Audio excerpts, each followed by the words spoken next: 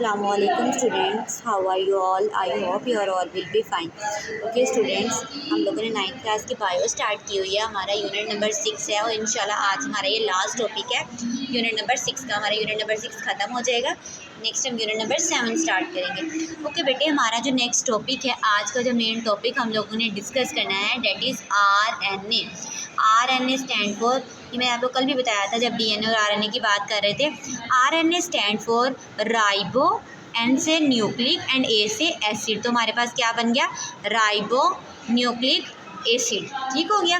अब बेटे हमने कहा था कि DNA जो होता है वो डबल हेलिक्स स्ट्रक्चर होती है, जबकि बेटा जो हमारे पास RNA होता है, RNA is a single standard. ठीक है, RNA हमारे पास सिंगल स्टैंडर्ड है। ठीक है, अब इसके अंदर बेटा राइबोज शुगर होती है। जैसे DNA के अंदर डीऑक्सीराइबोज शुगर होती है, उसी तरह से RNA के अंदर राइबोज शुगर होती है इंस्टेड ऑफ डीऑक्सीराइबोज।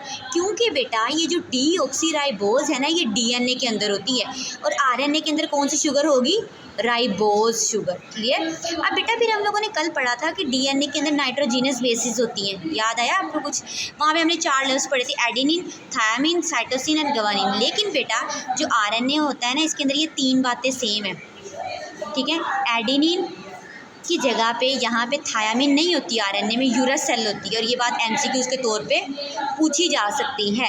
ठीक है, एडेनिन के साथ थायामिन नहीं होती, RNA में यूरासेल होती है, और साइटोसिन और ग्वानिन का पेयर सेम होता है। ये बात याद रखिएगा MCQs के तौर पर भी। नेक्स्ट बेटे, अगर टाइप्स देखी जाएँ, RNA की 3 टाइप्स होती हैं। First one is mRNA। M stand for messenger RNA ribonucleic acid, messenger ribonucleic acid बन गया। सेकंड है mRNA, ठीक है, मैसेंजर RNA, और T से ट्रांसफ़र RNA। ठीक है, अब वन बाय वन हम लोग इसको डिस्कस करेंगे। ठीक है, कि इसका क्या मतलब है। First one is mRNA। mRNA stand for messenger RNA। Messenger है तो डेफिनेटली ये कोई चीज़ या कोई मैसेज को क्या कर रहा होगा? कन्वे कर रहा होगा, या फिर आप कह लें कि ट्रांसफ़र कर रहा होगा।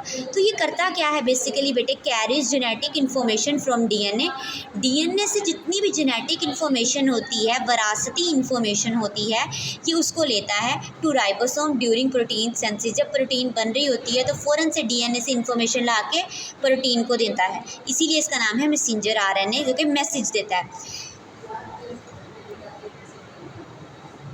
नेक्स्ट बेटे हमारे पास tRNA stand for transfer RNA। इसने चीज़ें ट्रांसफ़र करनी है, बेसिकली चीज़ें ट्रांसफ़र क्या?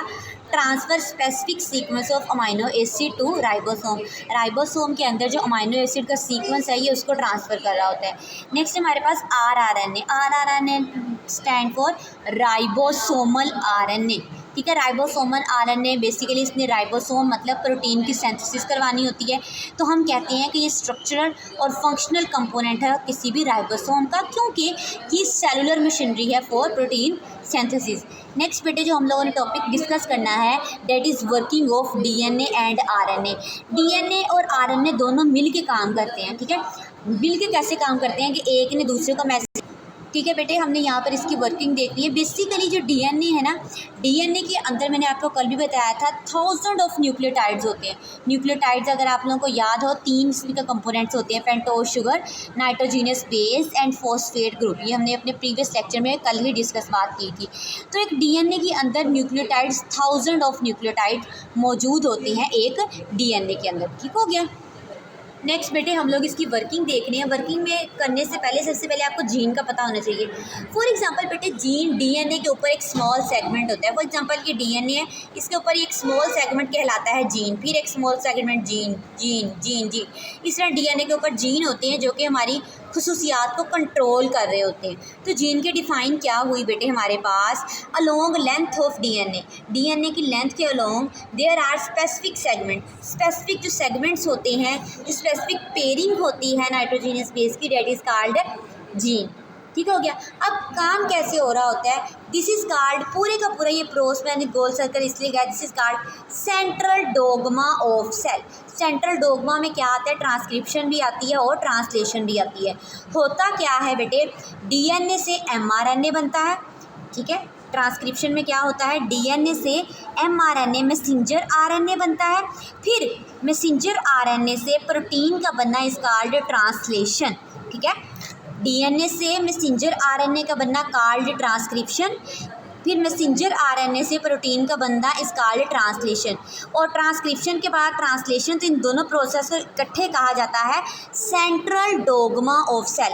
What is central dogma of cell, ये बड़ा इंपॉर्टेंट क्वेश्चन है। इसमें फॉर एग्जांपल ट्रांसक्रिप्शन प्लस बाद में क्या होती है, एरो लगा लें, translation and then central dogma of cell. ठीक है, ये हमारा आज का टॉपिक था, हमारा यूनिट नंबर 6 कंप्लीट हो गया। अगर कोई क्यूरी हो इस चैप्टर से रिलेटेड या किसी भी टॉपिक से रिलेटेड तो आप लोग कमेंट में राइट डाउन कर दीजिएगा। ठीक हो गया, okay, thank you so much.